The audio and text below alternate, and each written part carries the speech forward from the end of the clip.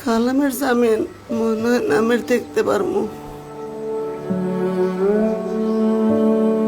আম্মা, রেজাল্ট দিছে আজকা, এই গ্রেড পাইছি। অনেক বড় হ বাবা, তোর আব্বা যদি আজকে জেলে না থাকতো কত খুশি হইতো।